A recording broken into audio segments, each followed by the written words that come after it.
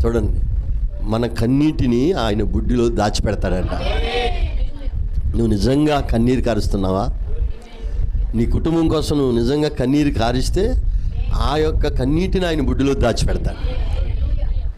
నీ భర్త కొరకు నువ్వు కన్నీరు కార్చి దేవుని దగ్గర అడుగుతా ఉన్నప్పుడు ఖచ్చితంగా దేవుడు అతను కూడా మార్చి రేపు ఆదివారం నీతో పాటు ప్రార్థనకు తీసుకొస్తాడు.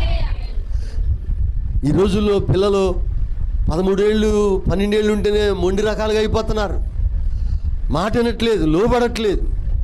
వాడిని ఎంతకాలం బతిలాడతావు? వాడి కోసం నువ్వు ఉపవాసం ఉండి కన్నీరు గార్చి ప్రార్థన చేశావంటే వాడు నీ వెనకాల నీ మాట వింటా అమ్మ అమ్మ అంట పట్టుకొని తిరుగుతాడు.